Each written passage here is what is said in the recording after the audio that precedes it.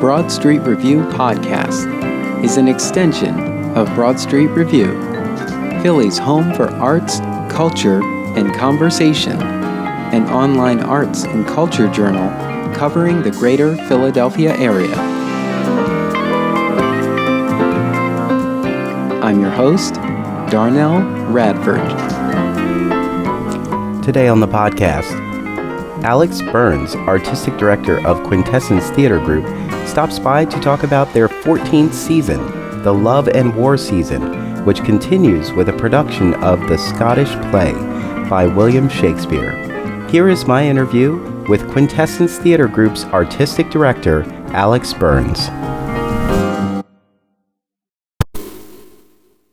And welcome to the podcast. I'm your host, Darnelle Radford, and today I'm in the virtual studio with Artistic Director Alex Burns. Alex is the Artistic Director of Quintessence Theatre Group, and this season's theme is the Love and War season, and we're in the middle of it, and we're going to primarily talk about the Scottish play. And if you're listening to this now, you should already have tickets. What are you waiting for? Go get them. Yes, so we're here with Alex Burns. Alex, welcome back to the podcast. Thank you. It's always wonderful to be here. Yeah, it's been a minute. I think it's me. I'm really bad at reaching out to you, but I always enjoy our conversation, so I'm glad to have you with us today. Wonderful to be here. So, it's March of 2024. Let's do a little bit of a look back at the season thus far. Tell us about the Love and War season. Right. So it's our 14th season out at Quintessence. We really cherish our function as a classic theater company in Philadelphia. And our vision is always to bring the classics into the current moment. And we started the season with our repertory of Shaw's Major Barbara and Sartre's No Exit. And the vision for this whole season, as you mentioned, is the Love and War season. And what we really wanted to look at were these two major forces which we were all feeling the world heading towards, which is this idea of trying to create greater love and, seeing love as the sort of healing source for a lot of the ills that are going on in the world. And at the same time, very clearly, we're heading into a new time of war with all the conflicts happening around the world right now and the kind of brewing civil war that we're facing in our own country.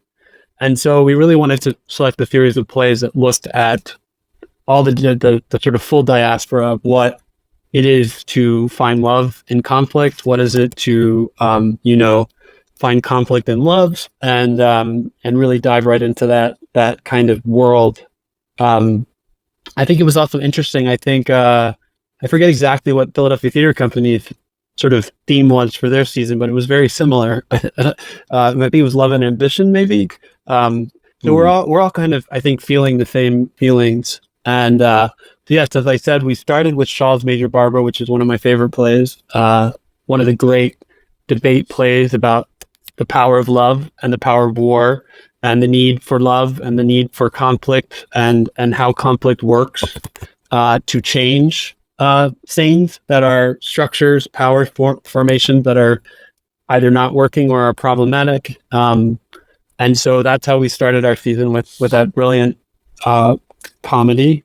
And then we were doing it in rep with Sartre's No Exit, which we did a new world premiere translation of, which is really diving into the heart of the existential crisis of what happens after we die and what are the moral implications of our actions in life, after life, and will we be held accountable?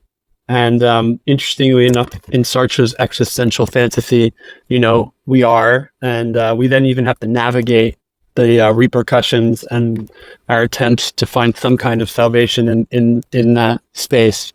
And again, that was a wonderful, in my opinion, French comedy, and a really interesting way when I wanted to do that play right after we came out of COVID, because it's three people stuck in a room together, unable to escape, which to me was a lot of what happened to a lot of people in COVID, never knowing if they were ever going to get out of their box again.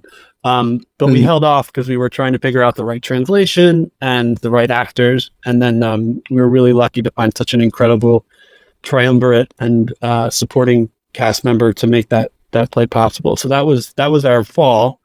And then we jumped into the craziness of the Fantastics, which is kind of a riffing on the same myth as Pyramus and Thisbe, two fathers or parents who build a wall, separate their children with an intention of creating a conflict or a battle that will lead to love.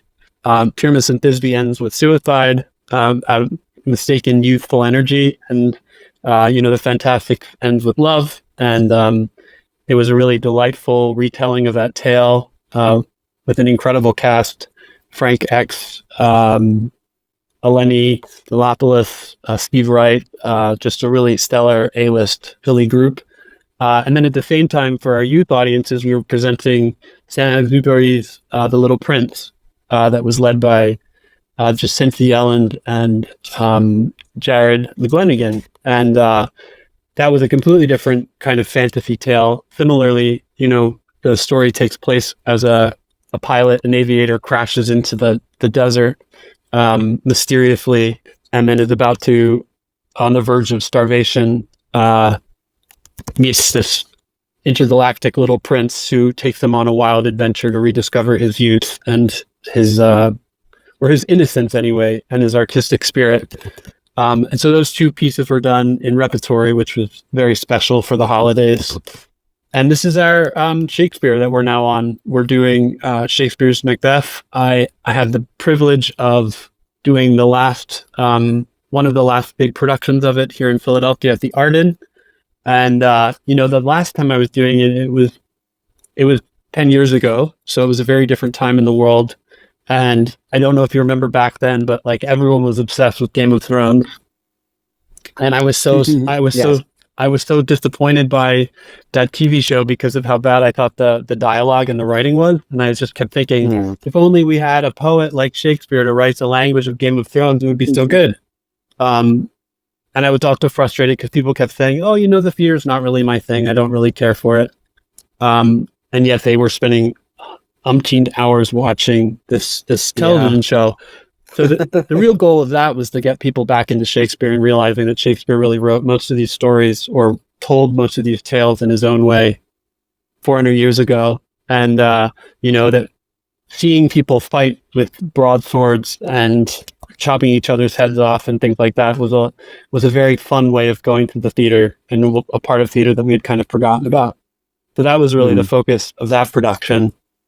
And I think this one's very different. There's almost no comparison between the two productions, there's one or two similarities, but I was really fascinated in this one about how we have heroes, these people that become idealized or idolized even in society, usually for doing pretty awful things or doing things that are morally reprehensible, but that society kind of, for some reason, holds a blind eye to or celebrates. Certain aspects of commerce where people make a lot of money for doing it by, destroying other people's world, lives, the environment, but are still rich and famous. Situations where people, conquer countries or kill people and are still powerful and revered.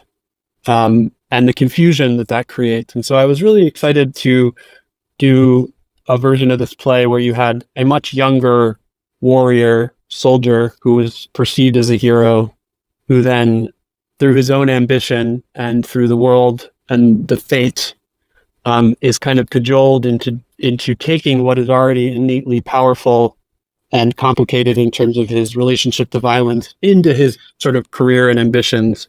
And then it's turned into a villain and loses his kind of sanity in that process. And we were talking a lot in rehearsal about that kind of genius quality that comes from people like a quarterback on a football team, and like you watch just from the last Super Bowl with Mahomes and how he'd go into this like trance-like state and become this sort of demigod of athleticism.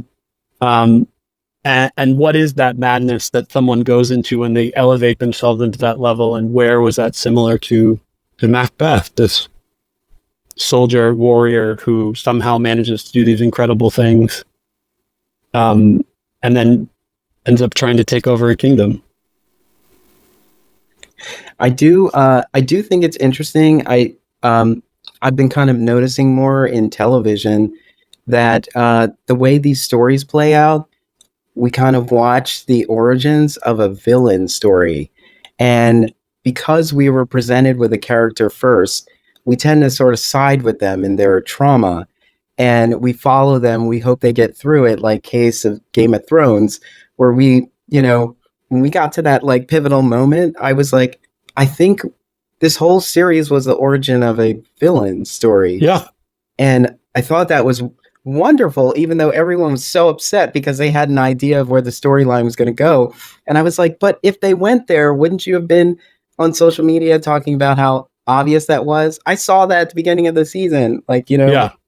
Well, and along those lines, something that I've always found really fascinating is why the theater, specifically the American theater today, is being held accountable to become this space of kind of moral guidance. Why is it that in television can we have shows like Breaking Bad or Dexter where we see these incredibly broken, troubled, problematic people do these outrageous and highly entertaining things, but for some reason on stage we're trying to do the right thing, tell the right tale, and uphold goodness, which is fascinating. It seems to be sort of counterintuitive to the larger goals of popular entertainment. Absolutely. I've been hearing like, it's my day job to have conversations about what's going on in the community. But we often talk about, our part of our day is unpacking like what we've seen on stages. And there's been a lot of conversation about like what people are actually looking for. Because at one point it was like, we need to see more current, we need to see more relevant things. But then when you see them, there's also a conversation about like, I don't need to be aware. I don't need to be reminded of how like complicated the state of the world is right now on these stages. It's like, make up your mind. I thought we were in this space to try to unpack and make sense of what's going on. And that's kind of the lens of everything that's being brought to the stage. So we often think about, what is the urgency of this piece and how can we tie this to the conversation that's being had in society? But there does seem to be this contradiction that's possibly tied to sort of a fatigue. Yeah. That is making people maybe more kind of lost in a sense, like not sure what they want from the theater per se. I don't know if if you have a point of view on that. Yeah, I mean, I love being in the theater. I go as much as I possibly can, and it gives me a great sense of energy. And watching live performers in any genre or style of theater to me is usually really, really exciting. So I can go on any journey. I think it is interesting when people are more a la carte and they like, oh, I like this or I like this in theater, and I don't have that burden for myself personally. And I usually like being surprised, and I usually like being confused, which are other things that people don't really like in the theater.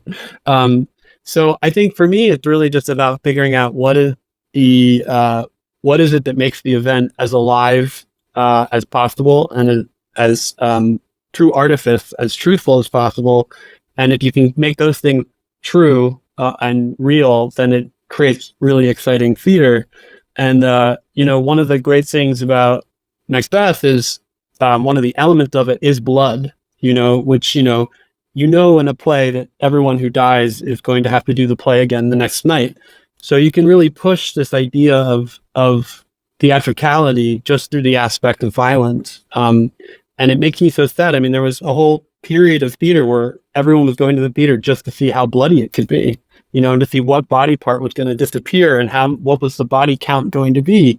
And that's still something that's really craved in television, but it's something we've kind of moved away from in theater.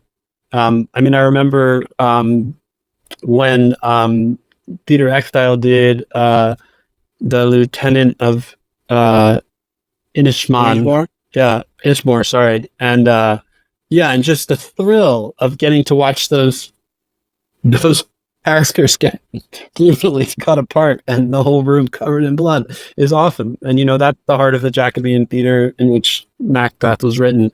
And it's so funny watching these very serious, somber, intellectual people in the audience see suddenly, blood fly across the stage and the gasp and the sigh and the energy of it. And I do think it's almost like it's ritualistic. There's like a spiritual element to it, to us creating the artifice of death and seeing the body fail and seeing the body bleed out and then watching the body die on stage and watching it fall into a hole or get carried off stage.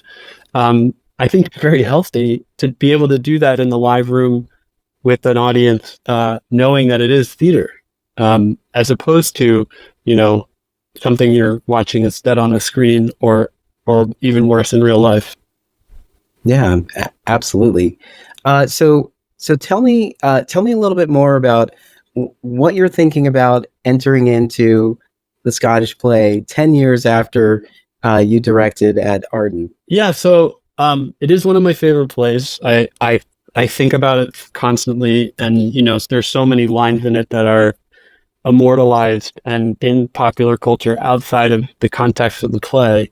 And so to me, I think I was really excited to really lean into the blood aspect of it on this production. I really wanted to, blood is very expensive and very complicated to do on stage, but we really wanted to make it part of the narrative and the event.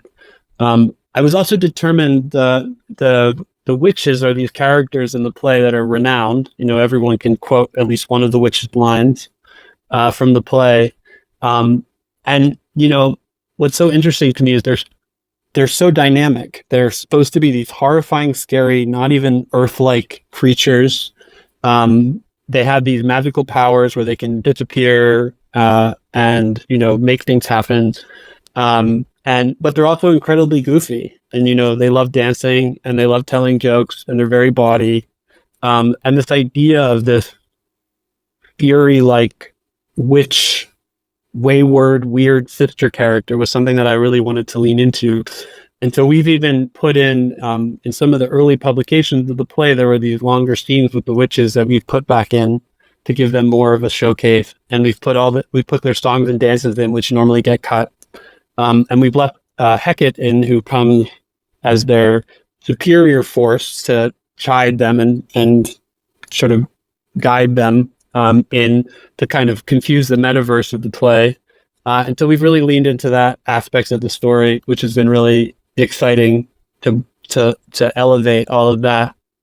And then, as I was saying before, I'm used to seeing actors who are 50 and older playing the role of Macbeth. And in reading it, that doesn't kind of make sense to me as this character. I mean, the man himself in history was crowned at the age of 30.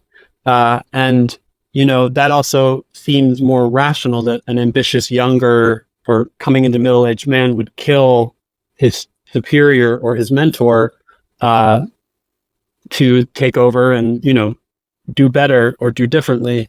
And so finding the right younger athlete warrior to play this character was really key for me. And then, of course, his relationship with Lady Macbeth is the sort of force or catalyst for everything that unlocks itself along with the witches. So that dynamic was something that I was really excited to play with. And one of my passions has always been all male or single gender Shakespeare, and we've done 5 of them at Quintessence before now, and I was really curious to see what that would unlock for this play. And being in the rehearsal room and working on this play where the gender of the characters is being created as part of the artifice, like the violence, like the magic, has been very, very exciting, and has led us into this kind of creating the construct of a framework for a militaristic world in which these soldiers are kind of transforming, potentially in their own madness, potentially in some kind of PTSD, to be the other warriors, to be the kings, to be the witches, to be the queen. And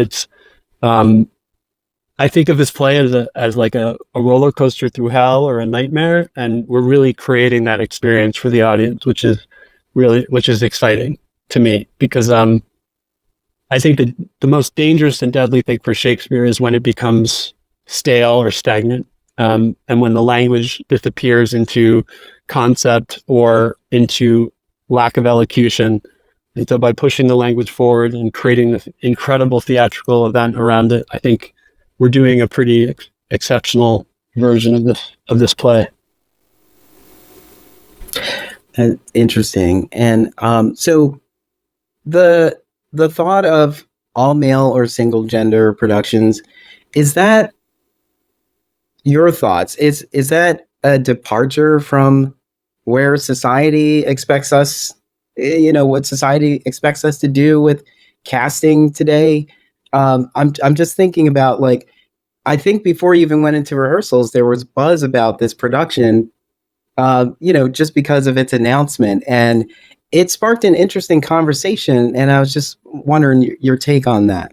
Yeah. So I think what was fascinating for me is that when we announced, I guess it was 8 years ago or 7 years ago, that we were doing an all male production of As You Like It in repertory with Richard II, there were a number of bleeding female actors in the community that were very concerned that it was exclusionary and not inclusive and lacking equality.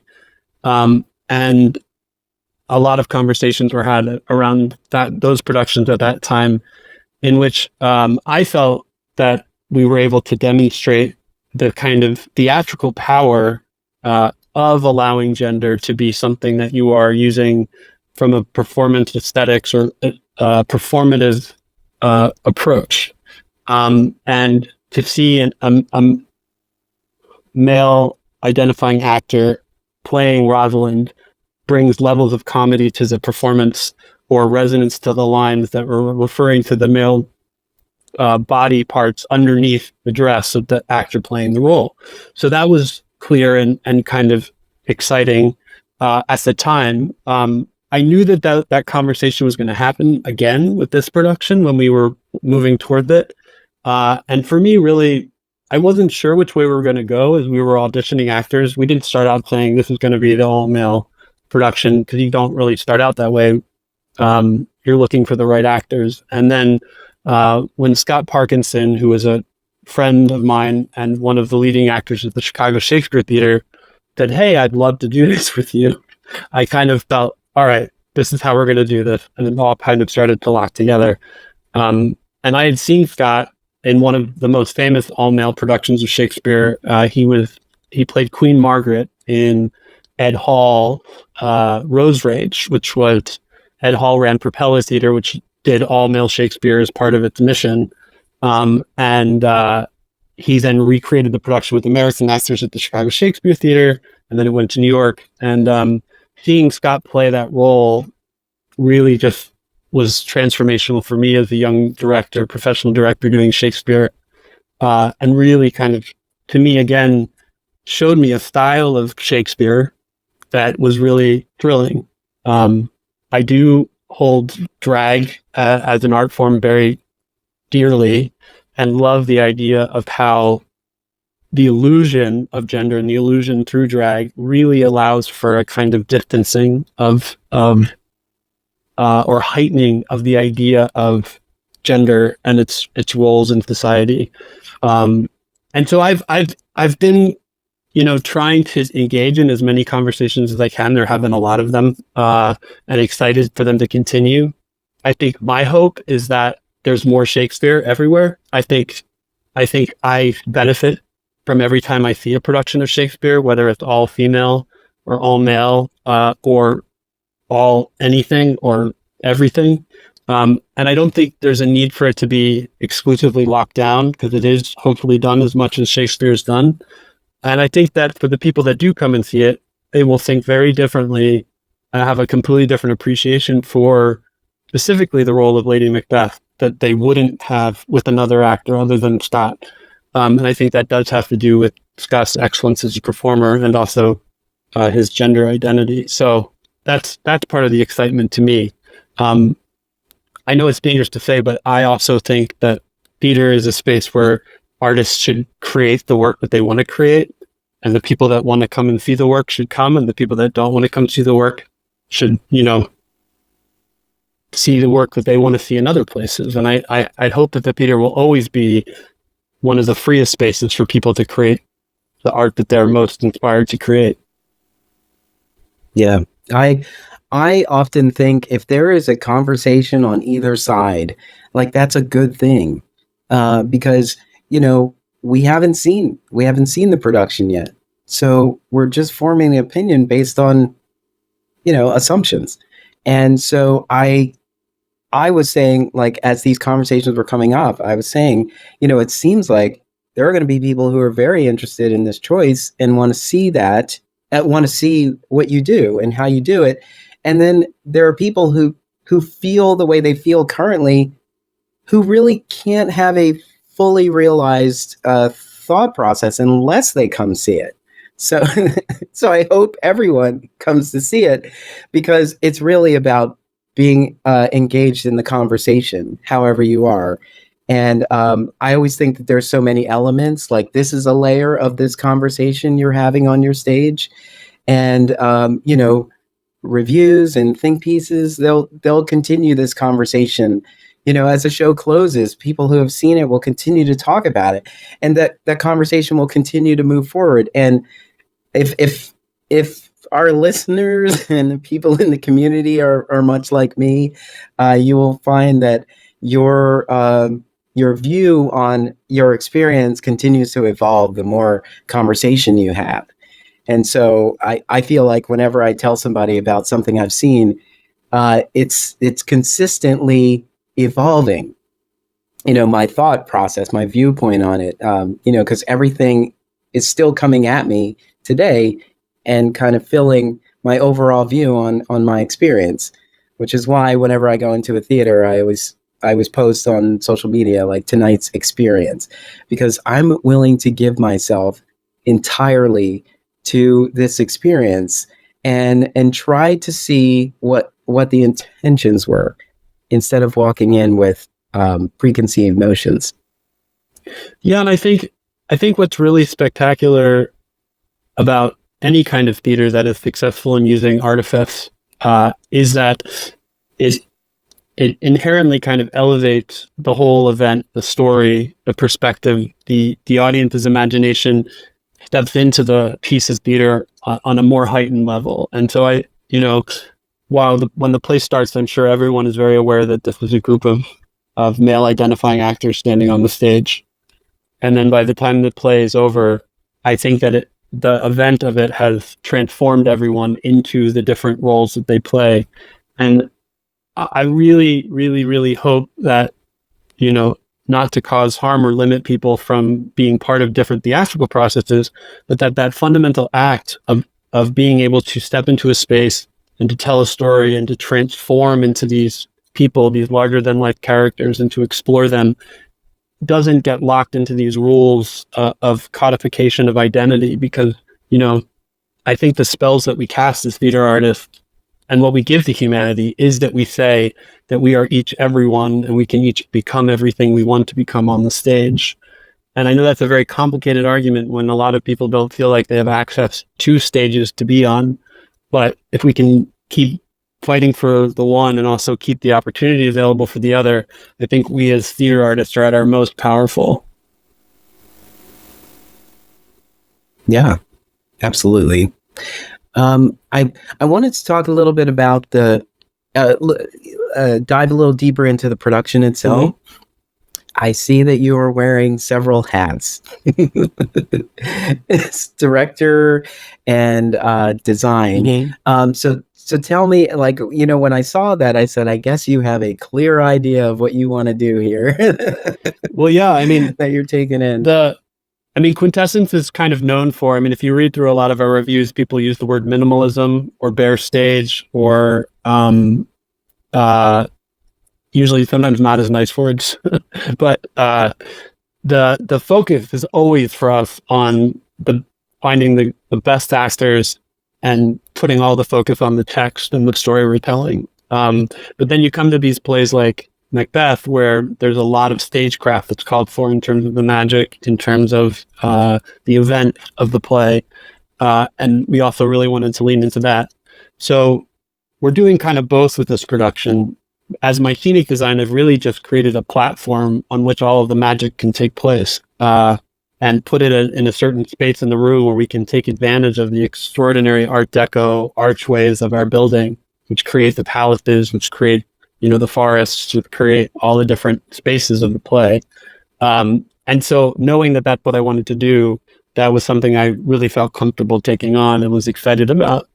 And the other thing that I love to do is I love electronic music. I love sound design. I love when sound design is almost like when you're at the cinema or watching sort of an epic piece of television, but loving to integrate sound into the whole event and integrating beats and music. And I truly think that, Shakespeare's plays we believe were done in a way where, there were just drums and a couple of trumpets that would blow to keep the whole thing going and the energy going. And I think there really is a similarity between the idea of banging the timpani for the arrival of soldiers and dropping some drum and bass to, do the same thing to create energy and drive for the show. So those are both two worlds that I'm very in a very comfortable space in. And then fortunately, I have some other great team members who are helping to bridge these different worlds. Quintessence traditionally or constantly is pushing the idea of the clothing into this kind of bridge between the traditional and the present. And that's a space that I really enjoy being in as a theater artist, specifically with heightened language like Shakespeare. So you'll see vestiges of contemporary soldier clothing. We're in Scotland, so a production that really inspired us was Black Watch, which was done by the National Theatre of Scotland and John Timpany, and it told the history of the special elite forces of Scotland. And so we've used a lot of the aesthetics of that event to kind of build this world. And then there are also sort of throwbacks to Jacobean England when the play was written, in terms of the sort of shape of some of the women's garments in a very sort of abstract way. And so bridging all of that has created a lot of the fantasy of the work. And Kelly Myers has done an incredible job with creating both beauty and simplicity so that these 10 actors can literally constantly be flipping, transforming their function, transforming their identity to play all 54, I think, roles that happen in the piece. And we're also really lucky because we've had the Barbaric Yop. And if you don't know Barbaric Yop, seriously look them up online. They're this mask making team that actually lives in Mount Airy here in Philadelphia. And they did the masks for us for The Cure at Troy, and they did the masks for us for The Tempest, when we did a sort of commedia infused mask or Italian theatrical mask for that. And then they've created the witches for us in this project. And their work is just world class and really created the fantasy and the horror of our witches, which has been just such a gift. So it's really been an amazing group. Anthony is doing the lighting, and then we have a team just doing the blood and the special effects. So that also adds to all of the mayhem that we're unleashing. So while I feel like I am carrying a number of things, the music and the platform feels very much sort of integrated into the reality of Quintessence, and then the rest of it is the special sauce. Great. This is like a worn down question. I feel like you can't really get out of them without asking. What do you hope an audience takes away from this experience? What do I hope an audience wants to take away from this experience?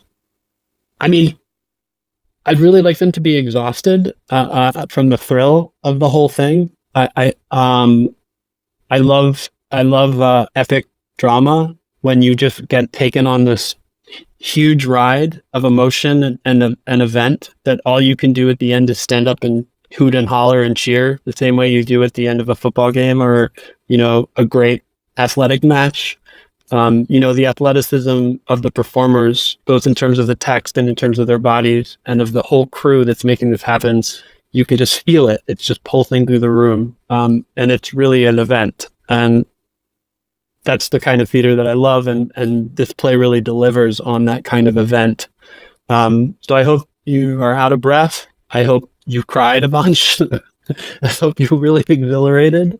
We're having fun at the end with a couple of twists. So I think there should be some pretty shocked or thrilled people in the finale as well, which is something that's great to do with the classic play. That, the thing that's great about Macbeth is the audience is literally speaking along with a lot of the lines. It's almost like you're at a musical or like a sing-along.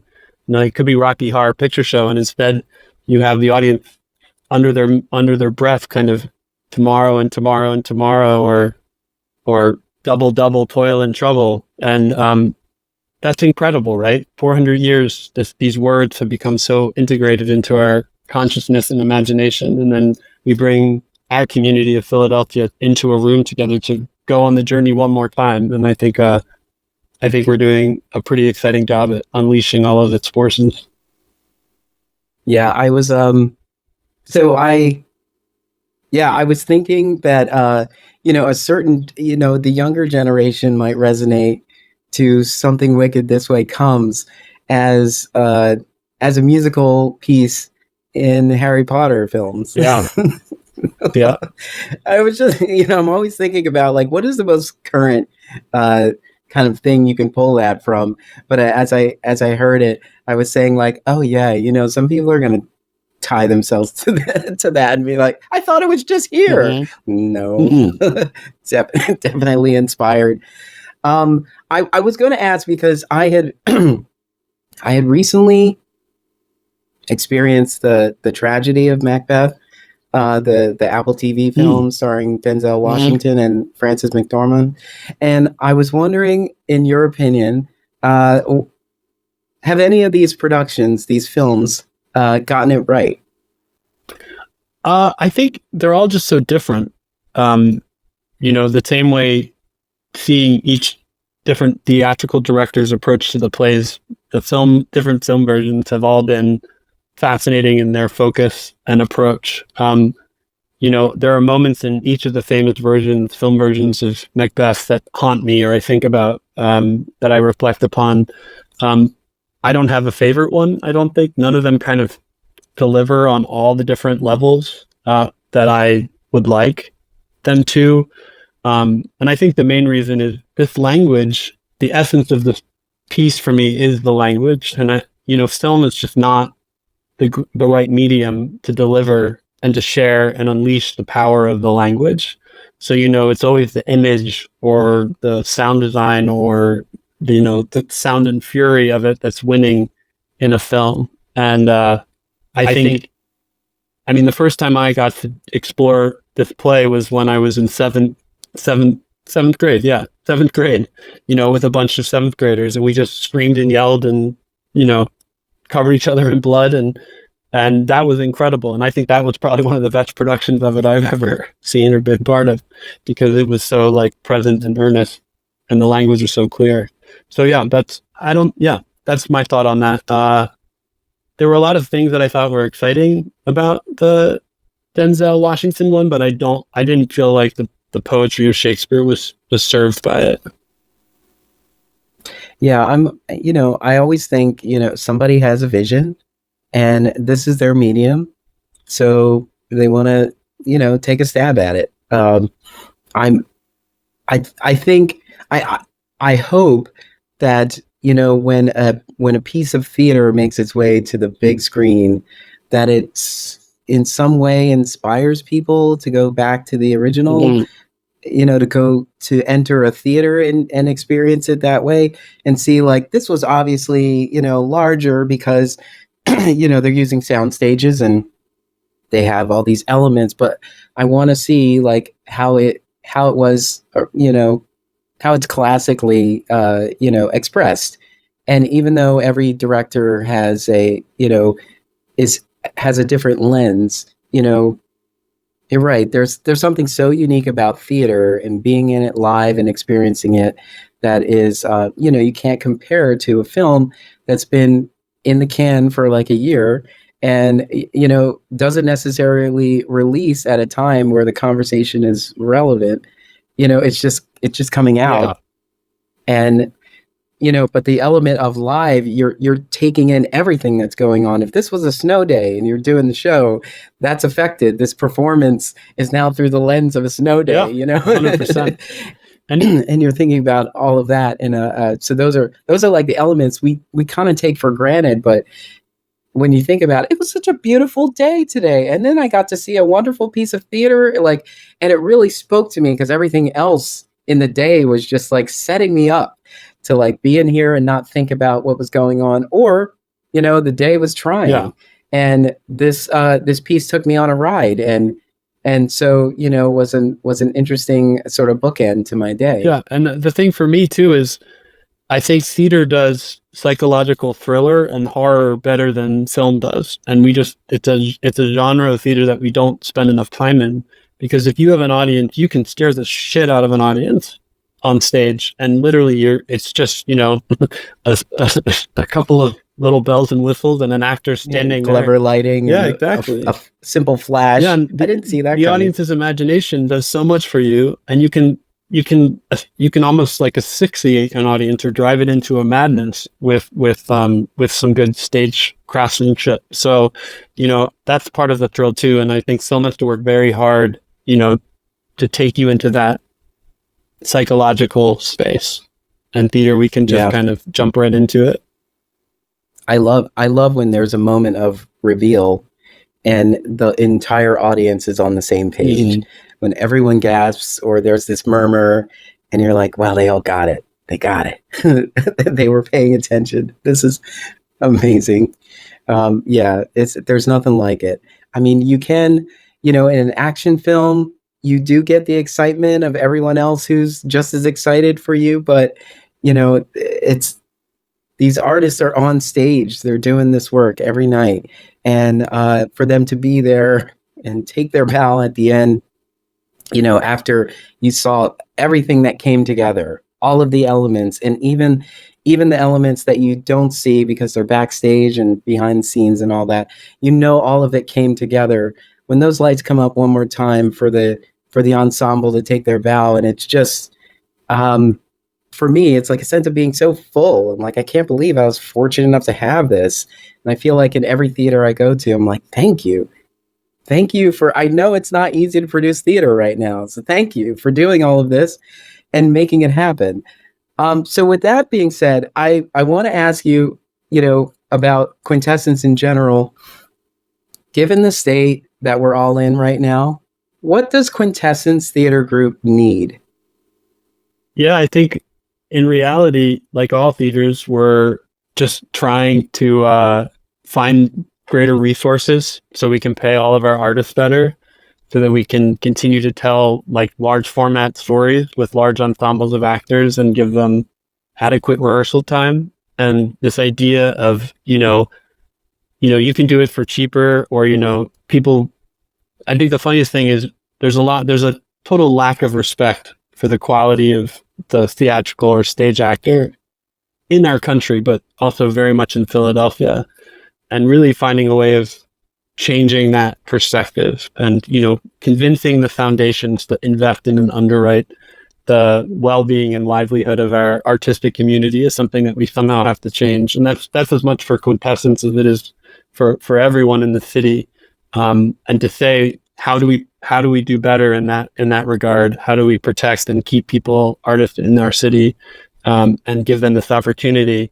And then really, I mean, I think the other thing is just doing theater that people want to come and see, like doing exciting works of theater so that audiences are coming and, feeling moved or engaged by theater. And there's so many ways to do that.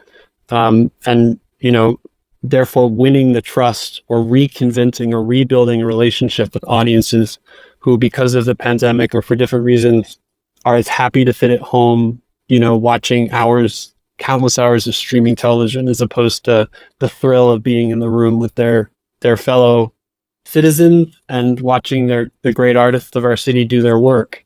And that's hard. And, we're fortunate to have you and Broad Street Review and other media outlets, but, there's no media covering the theater anymore on a large format.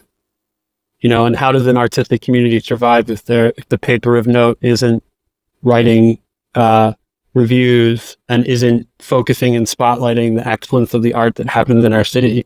Because then, we're stuck in this kind of bubble of communication where the people that know they like it are going, but, the funniest thing to me is I opened up the Sunday section of the Enquirer's Arts and Culture section, and all I could do was color in the Phillies.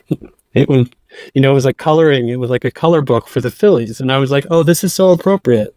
Like, this is culture in Philadelphia. Like a color by numbers, upcoming starting roster of the Phillies. And there was no listing for any of the theater events happening. There was no information about all these exciting shows that are opening up in the region. So how do we change that? And how do we make that happen? I don't know, but I hope we can. I know there are many conversations about, how to remedy this drop in arts coverage. I know that we would be a very boring city if we didn't have arts and culture. That's not to say that sports aren't exciting and viable.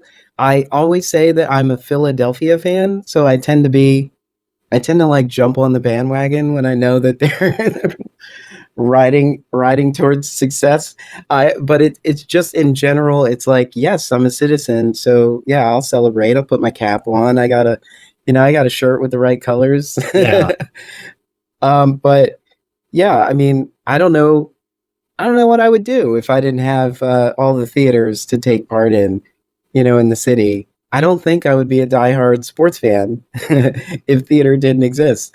I think I'd still be looking for it. And I'm so glad that so much of the arts and culture community is still, chugging along and making it happen. Because I'm pretty certain that the arts is what keeps many people who might be questioning, should they make a move, to stay here, And so, I'm really excited for our future.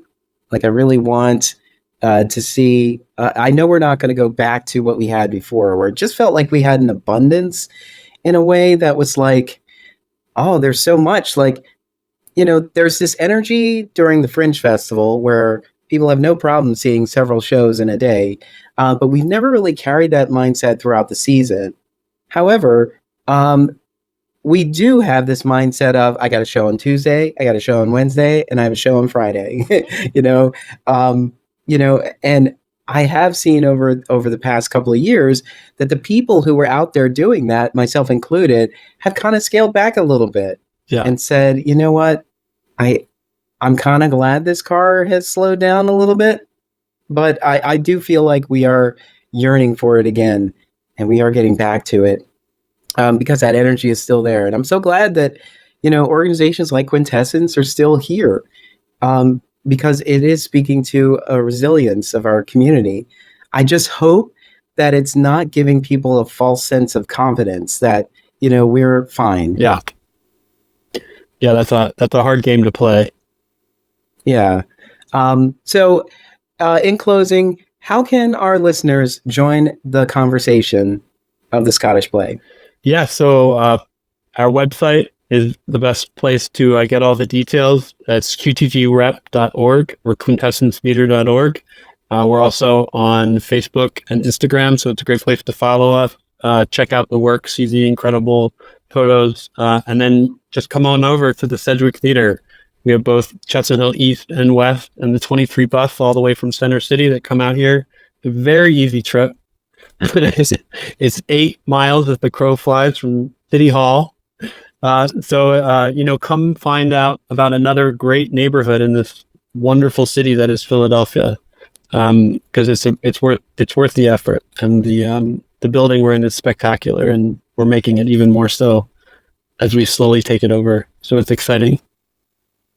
Yeah, definitely take the train so you can show SEPTA that the route is very viable, and the community wouldn't thrive as it does without it. So It's true. it's definitely worth it. And if Macbeth isn't your thing, we up next in the finale of our season is Susan Laurie Parks' Father Comes Home from the Wars, Part 1, 2, and 3, which is one of my absolutely favorite plays, part of her Civil War history cycle, and it's going to be a must-see, and that starts up for us in May. So you'll have to come and check that out as well. Great. Well, Alex Burns, thank you for taking the time to unpack the Scottish play and your return after 10 years, with the piece. I am intrigued by the conversation that has stirred up around this production, and so I can't wait to experience it live. For our listeners, it is on stage now. If you are listening, you can get your tickets, like we said, at qtgrep.org or quintessencetheater.org. Alex, thank you so much for taking the time to chat. I can't wait to come to Mount Airy and say hello in person. Excellent. So thank you so much, and everyone get your tickets because theater is more fun with a +1. Okay. Thank you so much. Thank you. Thank you to today's guest, Alex Burns, Artistic Director of Quintessence Theater Group, for a lively chat. Please visit them online at qtgrep.org or Quintessence Theater, that's theater spelled re.org. This podcast is an Emory production. If you would like to be a guest on the podcast, please visit us online at em3ry.com. Ride with us. Emory is on the move.